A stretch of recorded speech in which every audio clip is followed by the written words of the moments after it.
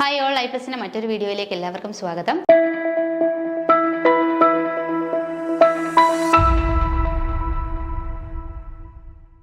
നമ്മൾ ഡിസ്കസ് ചെയ്തിരുന്നത് overseer grade 2 2021 നടന്ന എക്സാമിൻ്റെ കുറച്ച് ക്വസ്റ്റ്യൻസ് ആണ്. അടുത്ത ഒരു question, find the volume of A cube having A length of 60 mm. 60 mm ആണ് ഒരു ക്യൂബിൻ്റെ ഒരു സൈഡായിട്ട് തന്നിട്ടുള്ളത്. നമുക്ക് കണ്ടുപിടിക്കേണ്ടത് വോളിയമാണ്. അപ്പോൾ ഒരു ക്യൂബിൻ്റെ വോളിയം എന്ന് പറഞ്ഞാൽ എത്രയാണ്? നമുക്കറിയാം എ ക്യൂബാണ് ഒരു ക്യൂബിൻ്റെ വോളിയം. അപ്പോൾ എ ക്യൂബാണ് നമുക്ക് എന്തായിട്ട് തന്നേക്കുന്നത്? എ ക്യൂബാണ് നമുക്ക് കണ്ടുപിടിക്കേണ്ടത്. ഒരു സൈഡ് 60 ആണ് തന്നിട്ടുണ്ട്. 60യുടെ ക്യൂബ് എടുത്താൽ മതി. 60യുടെ ക്യൂബ് 216 സെൻറ്റിമീറ്റർ ക്യൂബാണ് നമുക്ക് ആൻസറായിട്ട് വരിക. ഓക്കെ, അടുത്തത്, the area of A square is 625. It's perimeter is, നമ്മുടെ സ്ക്വയറിൻ്റെ ഏരിയ എ സ്ക്വയർ എന്ന് പറയുന്നത് 625 ആണ്. അപ്പോൾ അതിൻ്റെ ഒരു സൈഡ് നമുക്ക് എന്ത് കിട്ടും? A square. ഒരു സൈഡ് എന്ന് പറഞ്ഞാൽ എത്രയാണ്? 625 ആണ്. ഇതാണ് ഏരിയ. ഒരു സൈഡ് നമുക്ക് എങ്ങനെ കിട്ടും? √625 നമുക്ക് എടുത്തു കഴിഞ്ഞാൽ 25 വരും അല്ലേ? അപ്പോൾ അതിൻ്റെ പെരിമീറ്ററാണ് നമ്മളോട് ചോദിച്ചേക്കുന്നത്. പെരിമീറ്റർ എന്ന് പറഞ്ഞാൽ ഒരു സ്ക്വയറിൻ്റെ പെരിമീറ്റർ എന്ന് പറഞ്ഞാൽ എത്രയാണ്? 4a ആണല്ലേ? 4a നമുക്ക് എങ്ങനെ ചെയ്യാം? 4 × 25 എത്രയാണ്? 100 ആണ് നമ്മുടെ ആൻസറായിട്ട് വരിക. ഓക്കെ, ഓപ്ഷൻ ബി ആണ്. ഓപ്ഷൻ ബി 100 ആണ് നമുക്ക് വരിക. ഓക്കെ, അടുത്ത question, A rectangular punch has A height of 18 mm and it's area is 630 mm². Calculate the length. അപ്പോൾ നമ്മളോട് ഒരു റെക്റ്റാങ്കിളിൻ്റെ ഏരിയയും തന്നിട്ടുണ്ട്, അതിൻ്റെ ഹൈറ്റും തന്നിട്ടുണ്ട്. ഓക്കെ, അങ്ങനെയാണെങ്കിൽ നമ്മളോട് ചോദിച്ചേക്കുന്ന ലെങ്ത് ആണ്. നമുക്ക് ലെങ്ത് കണ്ടുപിടിക്കാൻ വേണ്ടിയിട്ട് നമുക്ക് എന്ത് എടുത്താൽ മതി? ലെങ്ത് കണ്ടുപിടിക്കാൻ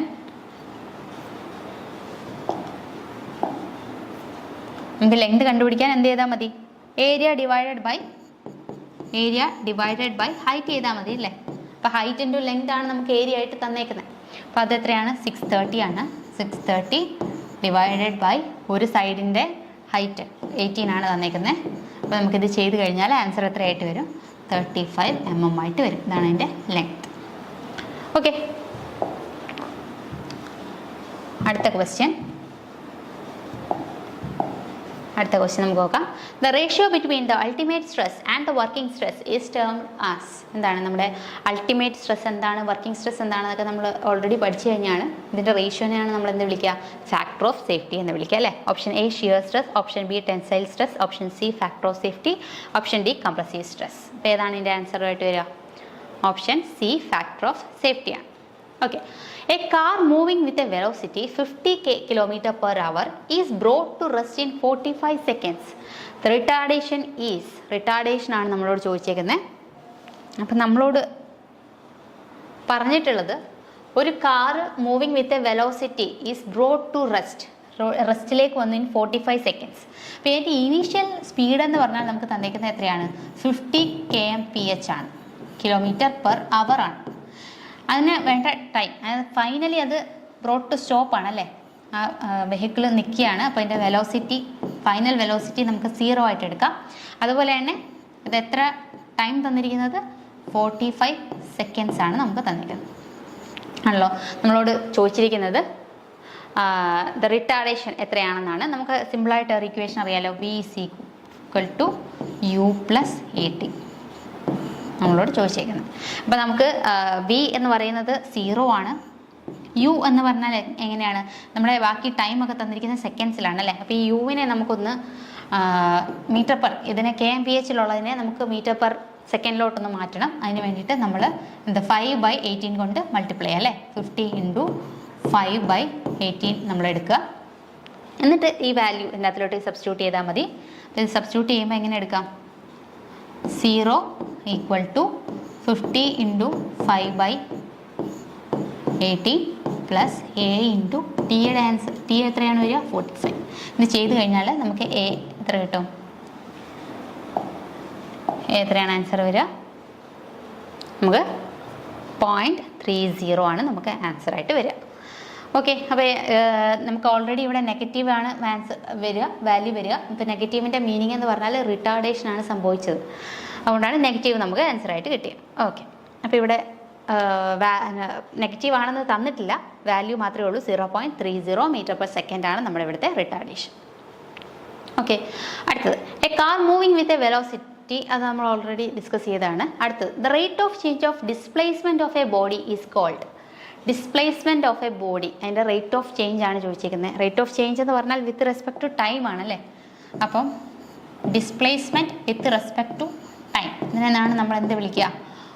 option a velocity, option b acceleration, option c momentum, option d force. അപ്പോൾ ഇതെന്താണ്? Displacement with respect to time. ഇതാണ് നമ്മുടെ വെലോസിറ്റി. ഓക്കെ, അടുത്ത question. The ratio between MA and VR is called. MA എന്ന് പറഞ്ഞാൽ എന്താണ്? നമ്മുടെ മെക്കാനിക്കൽ അഡ്വാൻറ്റേജ് ആണ്. VR എന്ന് പറഞ്ഞാൽ വെലോസിറ്റി റേഷ്യോ ആണ്. അപ്പോൾ ഇതിൻ്റെ റേഷ്യോനെ നമ്മൾ എന്താണ് വിളിക്കുക? Option A flexibility, option B efficiency, option C diode, option D level. അപ്പോൾ ഇത് ഏതാണ് വരിക? അപ്പോൾ നമുക്ക് അറിയാമല്ലോ എന്താണ് ഒരു മെക്കാനിക്കൽ അഡ്വാൻറ്റേജ് എന്ന് പറഞ്ഞാൽ എന്താണ്. നമ്മളിപ്പം ഇതേപോലെ ഒരു വർക്ക് ചെയ്യാമെന്ന് വിചാരിക്കുക. ഇപ്പം നമ്മുടെ ലോഡ് ഇതാണ്, ഇതാണ്. ഇതിൻ്റെ വെയിറ്റ് ഞാൻ W ആയിട്ട് എടുക്കുക. അപ്പോൾ ഈ ലോഡ് എനിക്ക് ലിഫ്റ്റ് ചെയ്യണമെന്നുണ്ടെങ്കിൽ ഞാനിവിടെ കൊടുക്കുന്ന എഫേർട്ടിനെ ഞാനിവിടെ P എന്ന് വിളിക്കുകയാണ്. P എഫേർട്ട് കൊടുത്തിട്ടാണ് ഞാൻ ഈ W വെയിറ്റ് ഉള്ള ഈ ഒരു സബ്സ്റ്റൻസ് പൊക്കാനായിട്ട് അല്ലെ ലിഫ്റ്റ് ചെയ്യാനായിട്ട് ശ്രമിക്കുന്നത്. അപ്പം ഞാൻ എത്രയായിരുന്നു നമ്മുടെ ഔട്ട്പുട്ട് ദാറ്റ് ഡിവൈഡ് അല്ലെ എത്രയായിരുന്നു ലോഡ് ദാറ്റ് ഡിവൈഡഡ് ബൈ നമ്മുടെ എന്താണ് എഫേർട്ട്. ഇതിനെയാണ് നമ്മൾ എന്ത് വിളിക്കുക? മെക്കാനിക്കൽ അഡ്വാൻറ്റേജ് എന്ന് വിളിക്കുക. അപ്പം മെക്കാനിക്കൽ അഡ്വാൻറ്റേജ് എന്ന് പറഞ്ഞാൽ എത്രയായിരുന്നു അവിടുത്തെ ലോഡ് എന്ന് പറയുന്നത് ദാറ്റ് ഡിവൈഡഡ് ബൈ നമ്മളിട്ട എഫേർട്ട് എന്ന് പറഞ്ഞാൽ P ആണ്. ഇതാണ് മെക്കാനിക്കൽ അഡ്വാൻറ്റേജ്. അപ്പോൾ അതുപോലെ വെലോസിറ്റി റേഷ്യോ എന്ന് പറഞ്ഞാൽ നമ്മൾ ഇതേപോലെ ലിഫ്റ്റ് ചെയ്യുന്ന സമയത്ത് നമ്മുടെ ഈ ഒരു വെയിറ്റ് ലിഫ്റ്റ് ചെയ്ത ഡിസ്റ്റൻസ് എന്ന് പറഞ്ഞാൽ Y ആണെന്ന് വിചാരിക്കുക. നമ്മൾ ഈ ഒരു ലിവർ ഇവിടെ നമ്മൾ എത്രത്തോളം ഡിസ്റ്റൻസ് മൂവ് ചെയ്യിച്ചു, ഈ ഒരു ഡിസ്റ്റൻസ് നമ്മൾ നോക്കുവാണെങ്കിൽ X. നമുക്കറിയാം വളരെ വലിയ നമ്മളൊരു എക്സാമ്പിൾ നോക്കുവാണെങ്കിൽ നമ്മൾ ഇതേപോലെ ലിഫ്റ്റ് ചെയ്ത് വാട്ടർ എടുക്കുമല്ലോ. അപ്പോൾ നമ്മൾ വലിയൊരു ഡിസ്റ്റൻസ് നമ്മൾ മൂവ് ചെയ്യിച്ചാൽ മാത്രമേ ചെറിയ ഒരു ഡിസ്റ്റൻസ് ആണെങ്കിൽ മൂവ് ചെയ്യാം. ഓക്കെ, അപ്പോൾ ഈ രണ്ട് ഡിസ്റ്റൻസും നമുക്ക് അറിയാമെന്നുണ്ടെങ്കിൽ നമുക്ക് അതിൻ്റെ വെലോസിറ്റി റേഷ്യോ നമുക്ക് കണ്ടുപിടിക്കാം. Velocity ratio equal to distance moved by effort എത്ര ഡിസ്റ്റൻസ് മൂവ് ചെയ്തു ഡിവൈഡഡ് ബൈ എന്താണ് distance moved by the load. അപ്പം എഫേർട്ട് എത്ര ഡിസ്റ്റൻസ് മൂവ് ചെയ്തു? X ഡിസ്റ്റൻസ് മൂവ് ചെയ്തു. അതുപോലെ ലോഡ് എത്ര ഡിസ്റ്റൻസ് മൂവ് ചെയ്തു? Y ഡിസ്റ്റൻസ് മൂവ് ചെയ്തു. അപ്പോൾ ഈ ഡിസ്റ്റൻസിൻ്റെ റേഷ്യോ ആണ് വെലോസിറ്റി റേഷ്യോ. അതുപോലെ തന്നെ അതിൻ്റെ ലോഡും എഫേർട്ടിൻ്റെയും റേഷ്യോ ആണ് നമ്മൾ മെക്കാനിക്കൽ അഡ്വാൻറ്റേജ് ആയിട്ട് എടുക്കുക. പിന്നെ നോക്കിയാൽ നമ്മൾ മെക്കാനിക്കൽ അഡ്വാൻറ്റേജ് രണ്ടും കിട്ടിക്കഴിഞ്ഞാൽ നമുക്കറിയാമല്ലോ നമ്മുടെ എഫിഷ്യൻസി എന്ന് പറഞ്ഞാൽ എന്താണ്? നമ്മുടെ എഫിഷ്യൻസി എന്ന് പറഞ്ഞാൽ നമ്മുടെ ഔട്ട്പുട്ട് ഡിവൈഡഡ് ബൈ ഇൻപുട്ട് ആണല്ലേ. ഔട്ട്പുട്ട് ഡിവൈഡ് ബൈ ഇൻപുട്ട് ആണല്ലോ. അപ്പോൾ ഈ ഔട്ട്പുട്ട് എന്ന് പറഞ്ഞാൽ നമ്മുടെ ലോഡ് ഇൻറ്റു അതായത് നമ്മുടെ ഫോഴ്സ് ഇൻറ്റു നമ്മൾ എന്തെടുക്കണം? ഡിസ്റ്റൻസ് എടുക്കണം. ഫോഴ്സ് ഇൻറ്റു ഡിസ്റ്റൻസ് എന്ന് പറഞ്ഞാൽ ലോഡ് എത്ര മൂവ് ചെയ്തു, നമ്മുടെ എത്ര ഡിസ്റ്റൻസ് മൂവ് ചെയ്തു. ഇപ്പോൾ സപ്പോസ് DL എന്ന് ഞാൻ എടുക്കുകയാണെങ്കിൽ DL is the distance moved by the load. അതുപോലെ എഫേർട്ട് ഡിവൈഡഡ് ബൈ ഇൻപുട്ട് എന്ന് പറഞ്ഞാൽ എത്രയാണ്? നമ്മളിട്ട എഫേർട്ട് ആണല്ലേ. എഫേർട്ട് ഇൻറ്റു ഇപ്പോൾ എഫേർട്ട് മൂവ് ചെയ്ത ഡിസ്റ്റൻസ് ഞാൻ DE ആയിട്ട് റെപ്രസെൻറ്റ് ചെയ്യുകയാണെന്ന് വിചാരിക്കുക. അപ്പോൾ എന്താണ് ഈ ലോഡ് ഡിവൈഡഡ് ബൈ എഫേർട്ട് എന്ന് പറഞ്ഞാൽ നമുക്കറിയാം അത് മെക്കാനിക്കൽ അഡ്വാൻറ്റേജ് ആണല്ലേ. അതുപോലെ എന്താണ് DE ഡിവൈഡഡ് ബൈ DL എന്ന് പറഞ്ഞാൽ effort distance moved by the effort divide by distance moved by the load. ഇതെന്താണ്? ഇത് മെക്കാനിക്കൽ, ഇത് നമ്മുടെ വെലോസിറ്റി റേഷ്യോ ആണ്. അപ്പം നമുക്ക് എന്താ കിട്ടുക? Mechanical advantage divided by velocity ratio ആണ് നമുക്ക് എന്തായിട്ട് കിട്ടിയത്? എഫിഷ്യൻസി ആയിട്ട് കിട്ടിയത്. നമ്മളോട് ചോദിച്ച ക്വസ്റ്റ്യൻ എന്തായിരുന്നു? What is the ratio of mechanical advantage to the velocity ratio? ഇവിടെ ആൻസർ എന്താണ് വരിക? എഫിഷ്യൻസി ആണ് വരിക. ഓപ്ഷൻ ബി ആണ് ആൻസർ. ഓക്കെ, അടുത്ത question. Which type of friction is known as limiting friction? Limiting friction ആയിട്ട് നമ്മൾ വിളിക്കുന്നത് എന്താണ്? Option a sliding friction, option b solid friction, option c static friction, option d rolling friction. ഇപ്പം limiting ഫ്രിക്ഷനായിട്ട് നമ്മൾ പറയുന്നത് ഏതാണ്? സ്റ്റാറ്റിക് ഫ്രിക്ഷനാണ്. അതായത് രണ്ട് ബോഡിയും മൂവ് ചെയ്തിട്ടില്ല, നമ്മൾ ഫോഴ്സ് അപ്ലൈ ചെയ്യുന്നുണ്ട്, പക്ഷേ ബോഡിക്ക് എന്താണ് മൂവ്മെൻറ്റ് സംഭവിച്ചിട്ടില്ല. അപ്പം ഏത് പോയിന്റിലാണോ ആ ബോഡി മൂവ് ചെയ്ത്, ഏത് ഫോഴ്സ് അപ്ലൈ ചെയ്തപ്പോഴാണോ ആ ബോഡി ജസ്റ്റ് മൂവ് ചെയ്യാൻ സ്റ്റാർട്ട് ചെയ്തത്, ആ പോയിന്റിൽ വരുന്ന മാക്സിമം ഫ്രിക്ഷനെയാണ് നമ്മൾ എന്ത് വിളിക്കുക? സ്റ്റാറ്റിക് ഫ്രിക്ഷൻ എന്ന് വിളിക്കുക. അത് തന്നെയാണ് നമ്മുടെ ലിമിറ്റിംഗ് ഫ്രിക്ഷൻ. അപ്പോൾ limiting friction is described as the friction created when two static surfaces comes in contact with each other. അതായത് ഒരു ബോഡി മൂവ് ചെയ്യുന്ന സമയത്ത് നമ്മൾ ഫോഴ്സ് കൊടുത്തെങ്കിലും ആ ബോഡി മൂവ് ആയിട്ടില്ല, ജസ്റ്റ് അത്